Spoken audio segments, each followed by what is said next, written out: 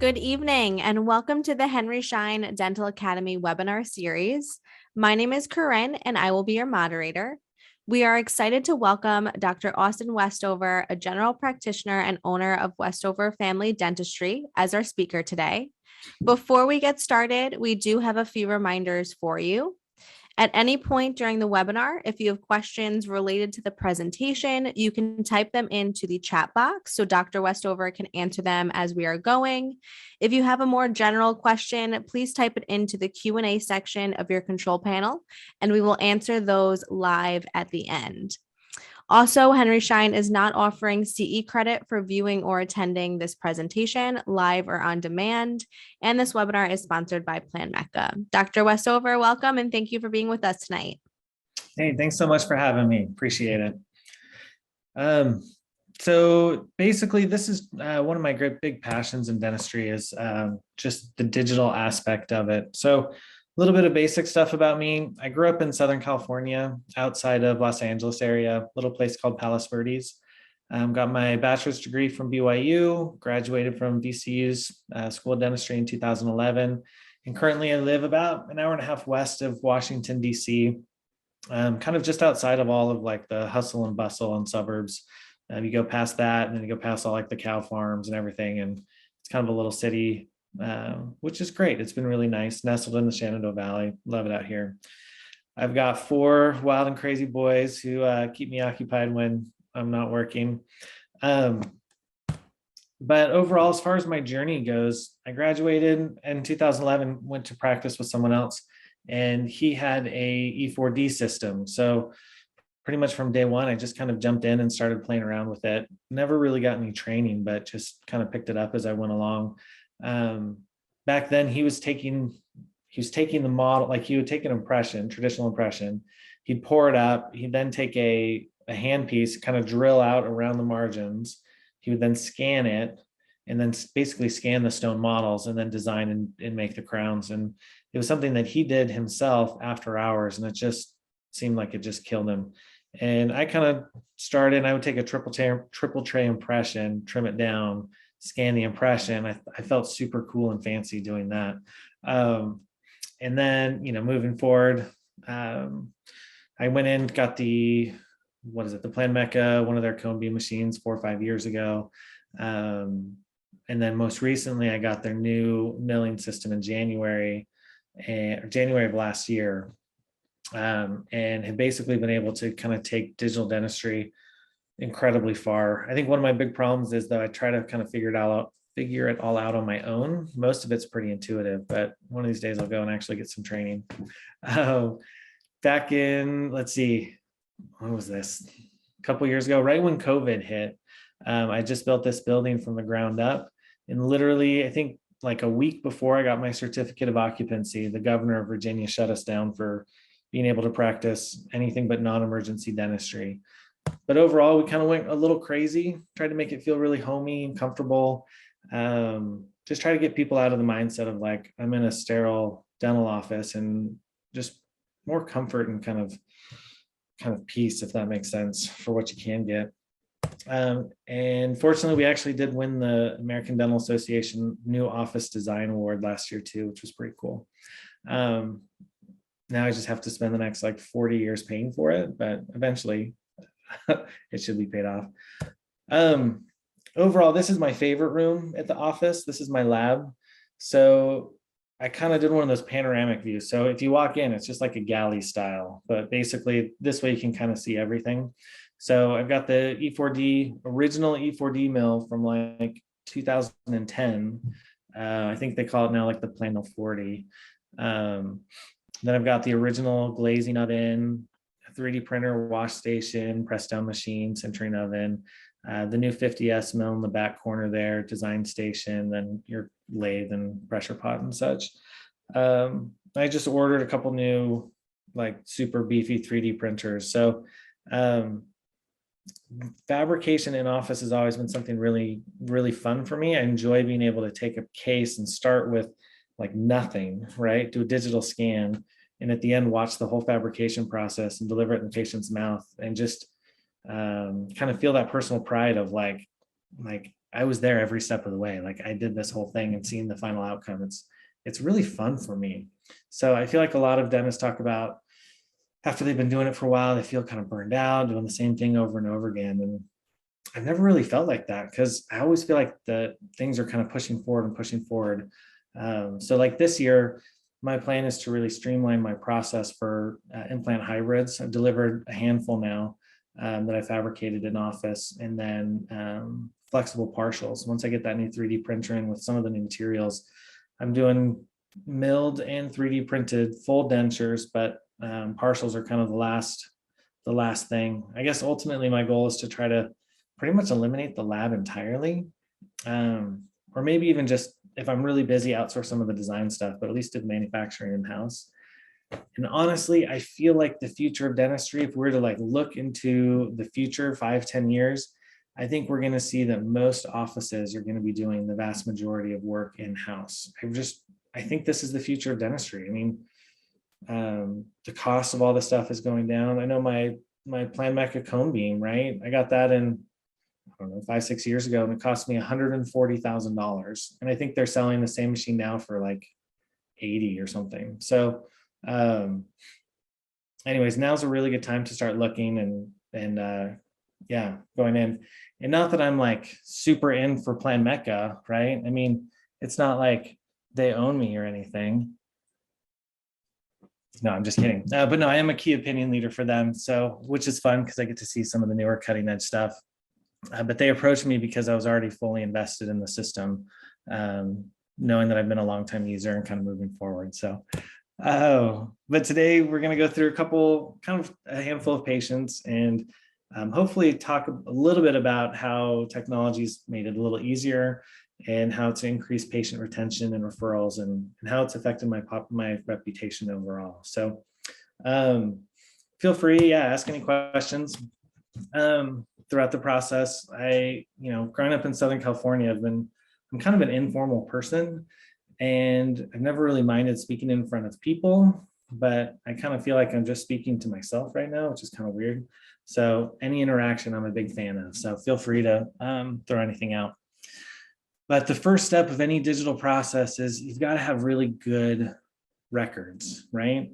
And I mean, you could do this any way you want, right? You can take traditional impressions, and I mean, nowadays you can take those impressions and scan it into a cone beam if you wanted to. You can get a desktop scanner. You can get the intraoral scanners, which are really good. I mean, actually, I just ordered my second Emerald S Planmeca scanner this last weekend, just because our office is getting busy enough where we're kind of fighting over it. So, I mean, price wise, it's really good.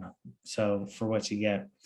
The 50S mill, that was my last like big purchase, and it's been really good. I run that thing like crazy. So I mean, we're milling dentures and milled a couple night guards, full arches, just honestly like pretty much anything but titanium I'm milling, which is pretty fun.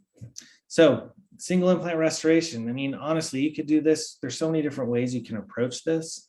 And one of the nice thing is with the technology available today, like you can do it however you want to. So you can do guided, you can do unguided. I was at the Chicago midwinter meeting here a couple weekends ago, and they had this crazy robot that would like scan everything and like help you navigate through the cone beam and place implants. So yeah, go crazy. But I don't know, personally, I feel like it's easier to either just do it by hand if you're doing a single implant.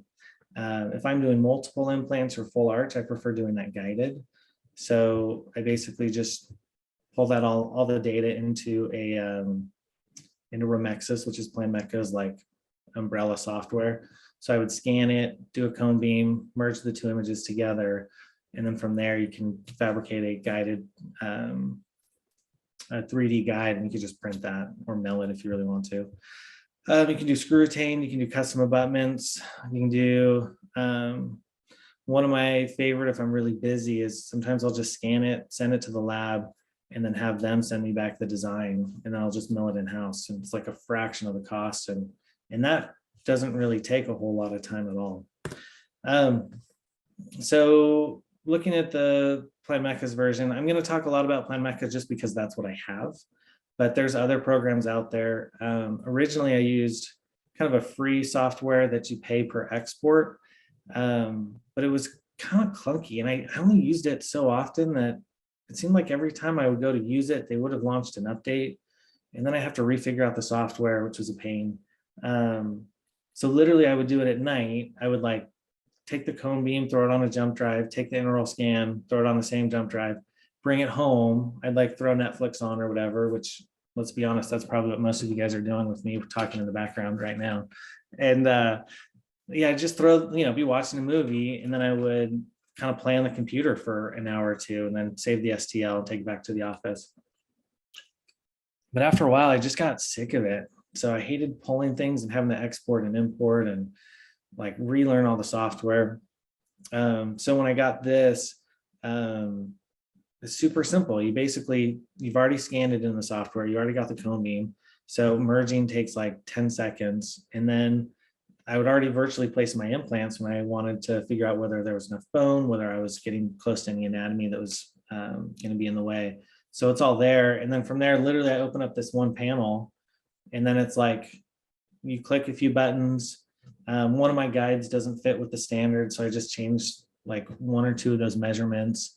You outline where you want to do it, hit preview guide, and then you can put the text with the patient's name on it, and it just exports the STL that I would 3D print. So super, super easy, quick, painless. So this was one where I did kind of 2 posterior implant bridges after prepping all the anteriors for kind of a full arch.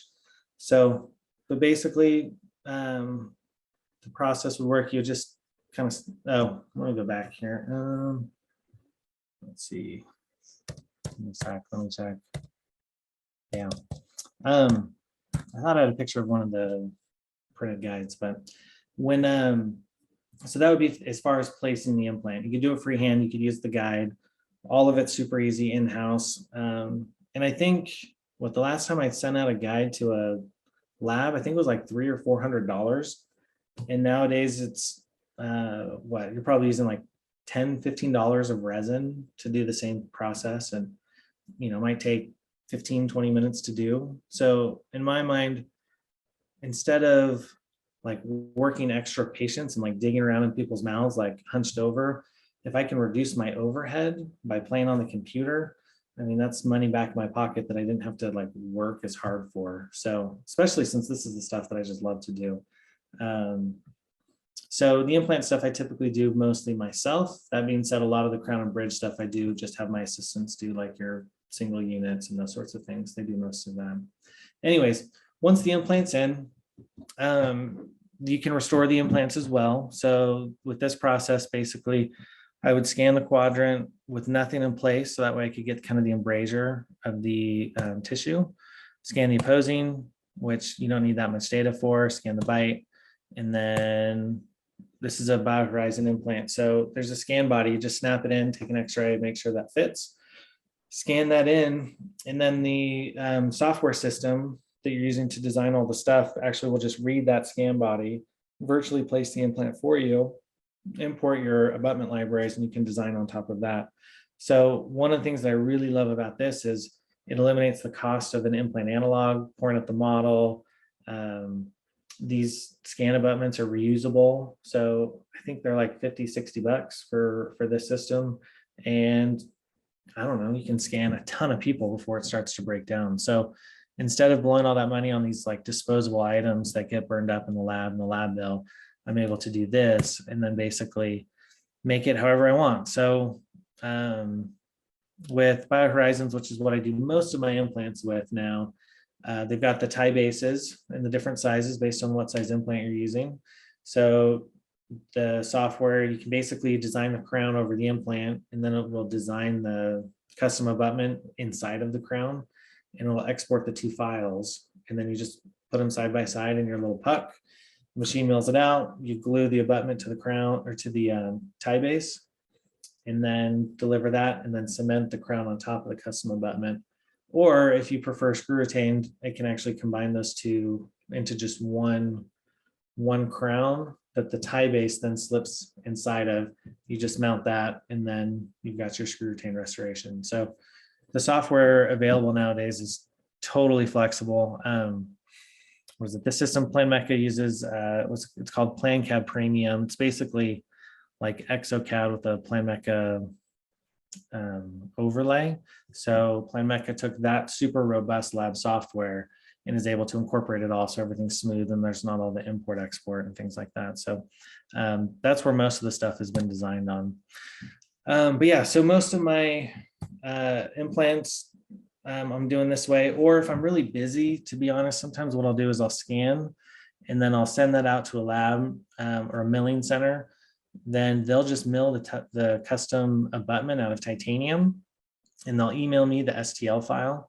And then like 2 days later, I get the custom abutment in the mail, and I've already milled out my crown, whether it's Emax or zirconia or whatever material you want to use. And then I'm good to go. So that's been really nice. It's like $200 to do it that way. And yeah, so, and there's like virtually no work, but either way works. It all depends on kind of what you like to do, what you have time for, what you have fun doing, and how much you want to pay for it. So next case, so full large crown and bridge. This has been really fun. So because the last 10 years I've been doing a lot of Emax, a lot of Empress, milling on just the blocks, right, with the old E4D system. So, and yeah, I've done maybe like 7 or 8 3-unit bridges out of Emax, but you know, it's okay. Like it works. But if I ever had to do like a whole mouthful of crowns, it just took too long to design, to mill, things like that. So single units, a couple units here and there, fantastic. But looking at like big full arches, bridges, things like that, I would always send them to the lab. So that's been one of the fun things I've been working on here this last couple of years with the newer software and mill is you can do all this stuff like super easily, super straightforward, really predictably, and it works great. So you get these fantastic outcomes. No, I'm just kidding. But here's one of my patients. So he came with severe wear of the lower dentition, and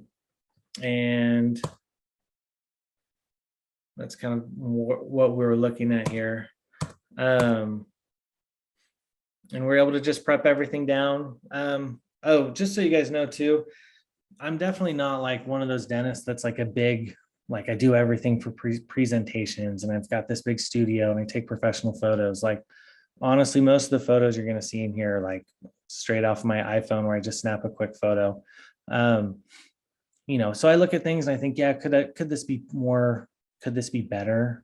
Yeah, if I went and did crown lengthening on the lower and, you know, maybe root canal those anterior lower ones and did those different things, like, yeah, I could have gotten a little bit better aesthetic outcome. But going from where he was to where he is now, he's happy. These are all solid zirconia. So I know they're going to last. They're not going to break down. They're not going to wear. Gordon Christensen talks about how polished zirconia on the occlusal surfaces has less wear than metal to the opposing. These ones I did glaze, so there'll be a little bit of wear from that until some of that glaze wears off. But overall, I mean, to be able to deliver this, like prep in one visit, scan it. I believe I had prefabricated temporaries already made that I milled in-house as well. And then I think 2-3 days later, brought them back in, popped the temporaries off and bit to cement these finals. Tooth number 26 did drift a little bit from occlusion too. So he's just in the other day and kind of working on that, remaking that one to get it back in line a little bit more. But overall, I mean, the zirconia materials are getting better and better.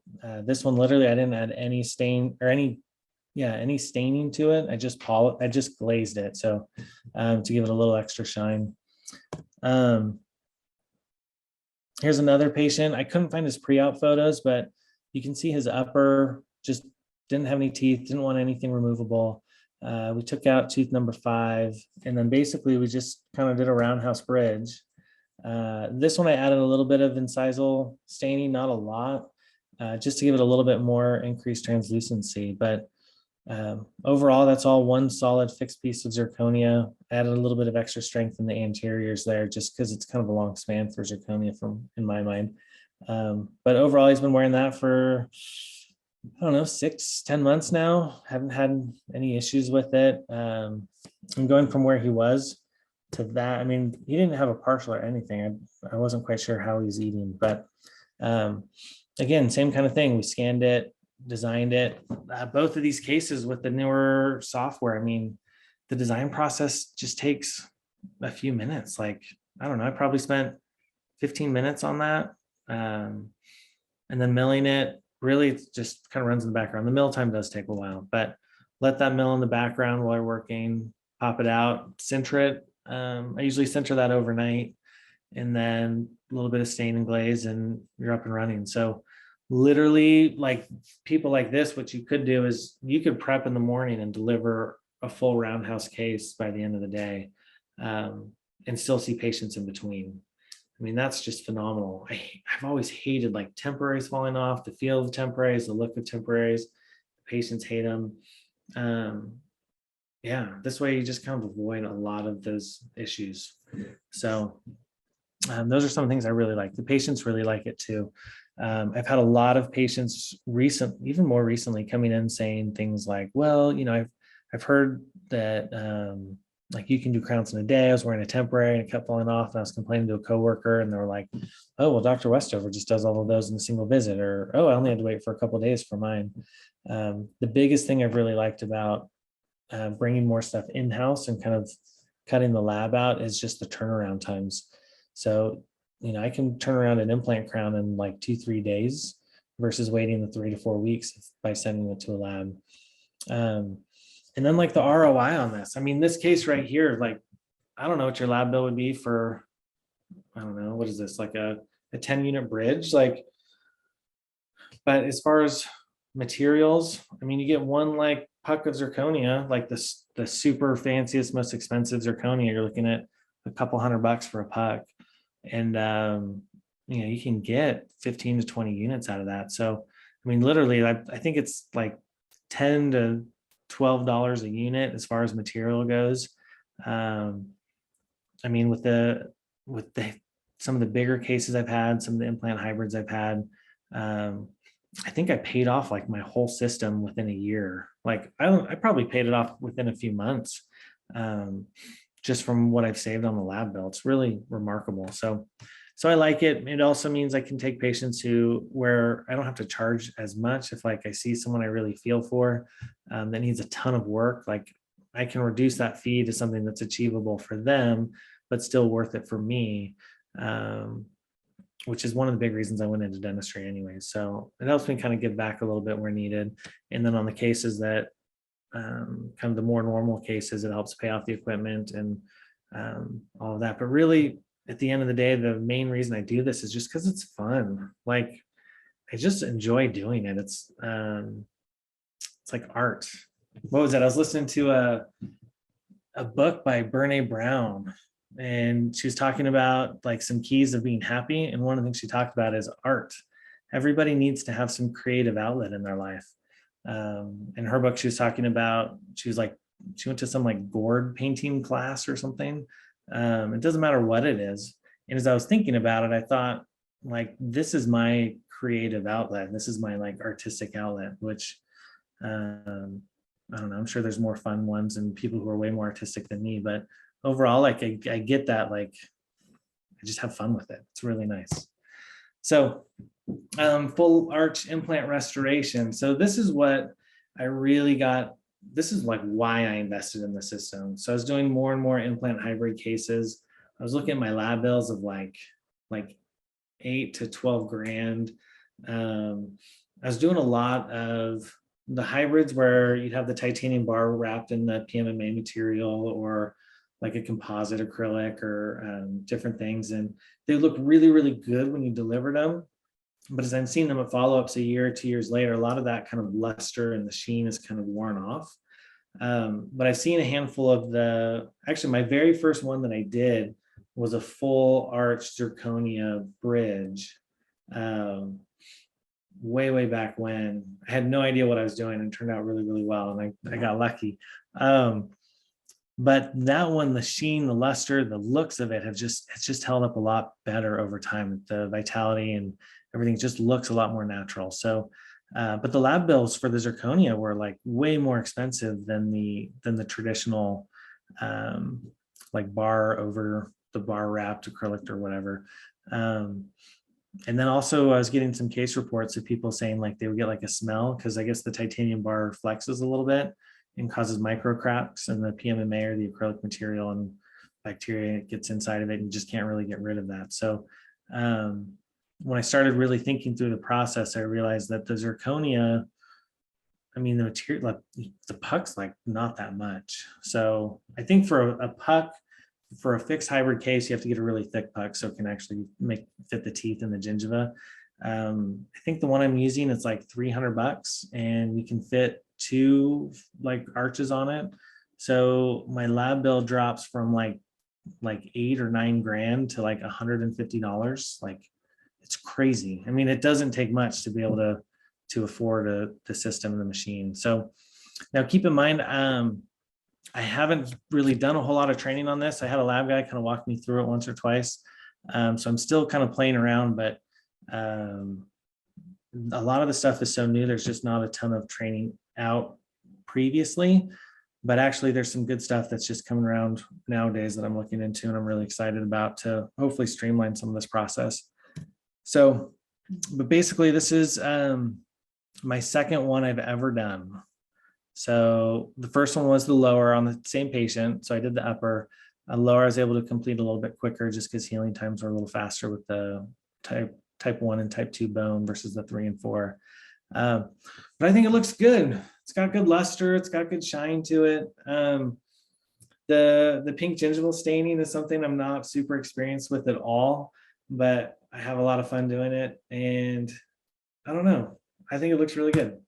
So the workflow that I do is the workup is just the same stuff I normally do. So whether I'm making it in-house or sending it out, I am basically doing smile design photos. Previously, I take traditional impressions. Now I do a lot more digital impressions.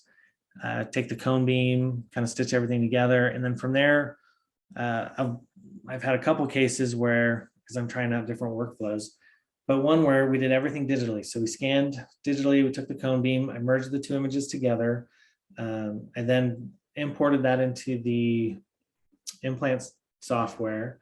I removed all the teeth and then basically created the surgical guide. And then I took that over into the Planmeca premium software, the same information. And then I virtually removed the teeth from the model there, created immediate dentures.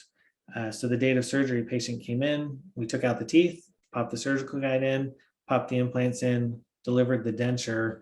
I believe with her, I had an anesthesiologist come in and she was not doing great with the sedation. So I didn't do a conversion with the printed denture. So we just gave her just removable dentures. Just because I was getting kind of wigged out on how what her sats were looking like throughout the process. So, but basically, I mean, all of this stuff can all be done. So immediate dentures, you can mill them, you can print them. I do a lot of single visit dentures too. So those ones basically, you take like a plate. I think I've got some pictures on it. I like that just because it doesn't take any like prep time. So I'm doing more and more of that. And I don't do bone reduction guides. I know they can be done. I know some people love them. I've done enough of these where I can usually eyeball it just for my workup. I take photos with high smile lines and have a pretty good idea of where I need the final bone levels to be. So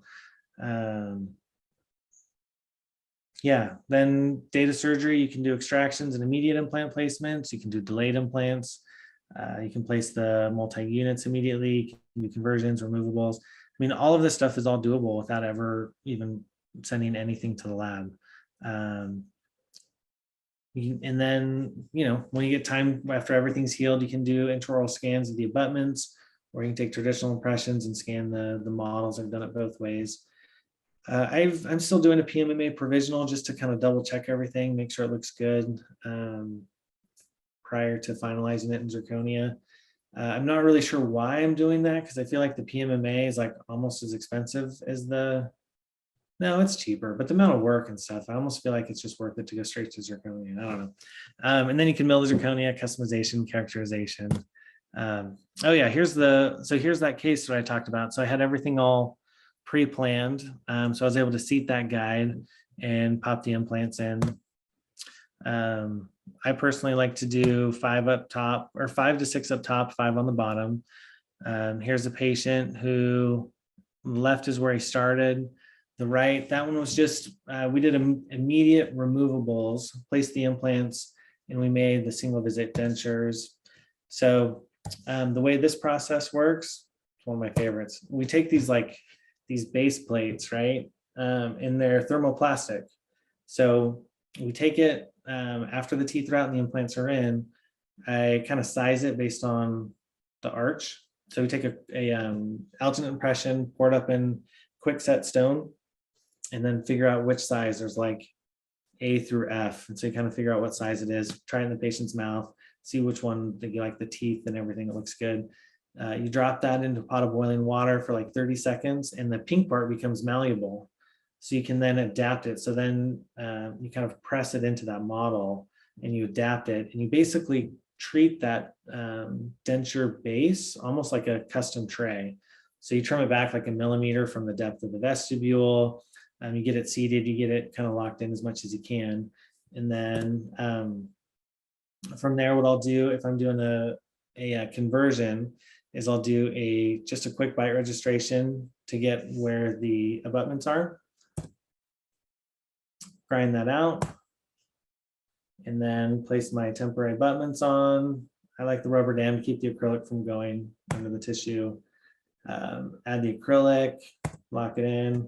And then the lower teeth, those ones were that's actually fixed hybrid. That's the first one I ever made. So it has the articulating marks on it. And then the upper is that conversion right there. So yeah,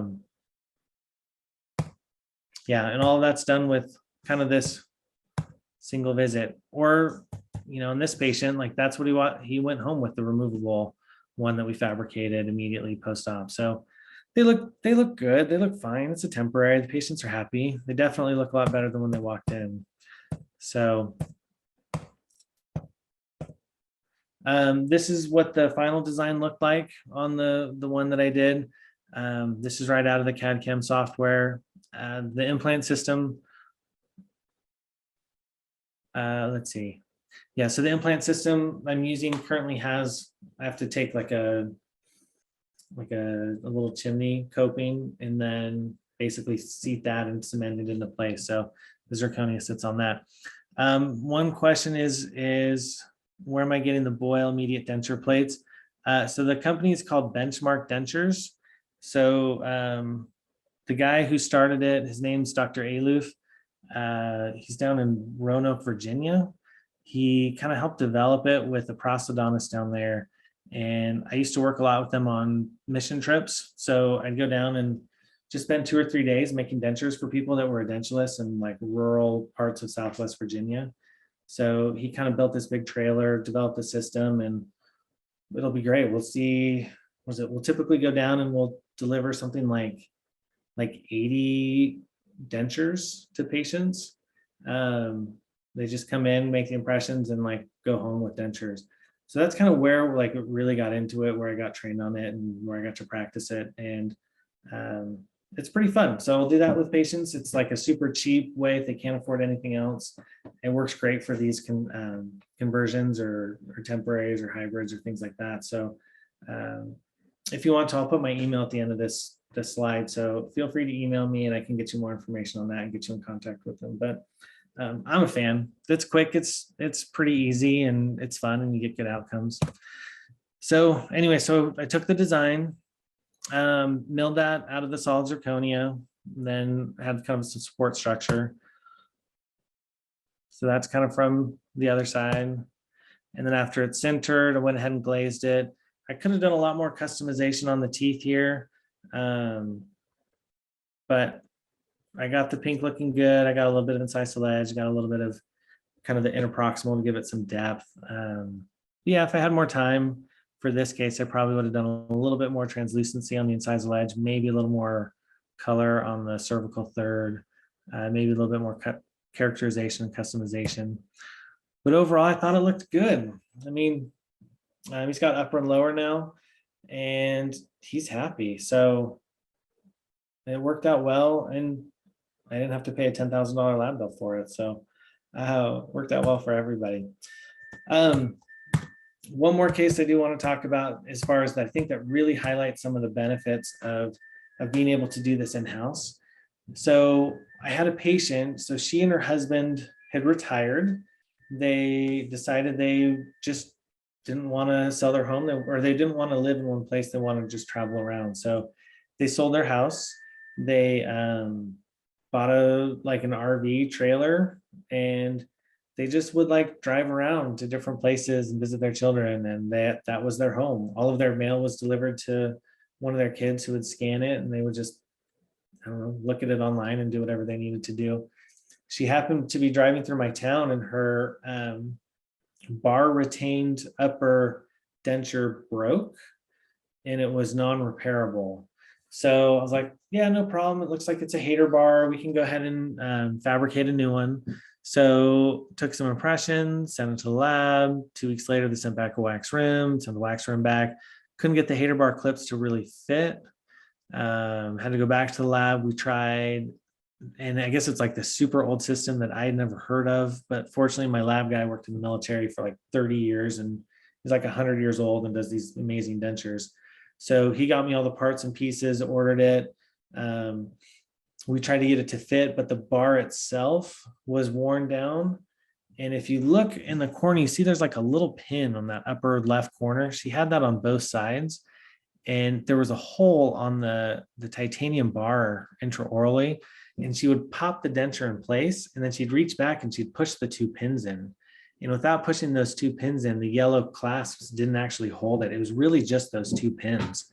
And a Lou attachment. Okay, cool. Yeah. So different than me. It's totally new to me. The lab and I couldn't get it to work. The implant system that they used, I had to spend hours researching it, found out that it was sold like 3 or 4 times and ended up with, I think, Implants Direct or something. And the parts and pieces they had, they were super minimal. So it wasn't like I could just take a implant level impression and send the bar to the lab and have him fabricate it. It just couldn't work. And so we spent like 4 to 6 weeks just fiddling and adjusting and trying and relining, doing everything we could, and just literally nothing worked. And these people are like, they're not from Winchester. They're not from my town. They're not local. They're like literally just passing through. And they've been here now for like 6 weeks, 2 months, trying to get her teeth fixed.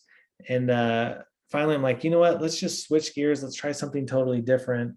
I talked to my implant rep. We came up with an idea. We bought some prefabricated abutments. It was one of the few things they still sold for the system. I was able to unscrew the bar. Every time the patient came in, I told her, I was like, we're going to try this and maybe it'll work. And if it works, then we'll be able to move to the next step, and maybe not. And worst case, we can do just a regular denture. And so we're able to unscrew the bar, the fixed bar, take that off. And I was able to screw these prefabricated abutments on. I thought, okay, great. I'll be able to take an impression and then have the lab make just a bridge to be cemented over the abutments. Unfortunately, the abutments were so narrow that I couldn't get stone to pour up. So I could get a good PVS impression, but when I went to pour stone up, the stone kept breaking off and I wasn't able to get anything there. So I went in, I kind of dusted the implants a little bit just to get the shininess off of it. I was able to do an intraoral scan, which was a challenge in of itself, but we got the scan done. And then I was able to fabricate basically 2 bridges. So the angle of emergence wasn't such that I could have connected everything in a roundhouse, but basically they were coming out kind of this way. So I was able to do half and half. And this was like 2 or 3 months after I had the equipment. I had no idea what I was doing. But we didn't really have a whole lot of options. She needed something done fast. She wanted to just get going. So we were able to fabricate it. I look at those teeth and I'm like, oh man, I should use a different zirconia. I should have customized it. I should have done, whatever. You always look back on your past work, but overall she was thrilled. It worked out well. And one of the best things too is her original everything was really canted based on how that bar was. So it looked terrible, but now that we're able to just redo it, we're able to get a better curve of SPE. So overall that was something that if I didn't have the technology in-house, I would not have been able to treat her and help her and get her on her way and get her teeth and get her moving on to her next destination. So she was thrilled. I had a lot of fun designing the case and building it up and kind of working through it, and a little bit of trial and error and a little bit of struggle, but overall it was really fun.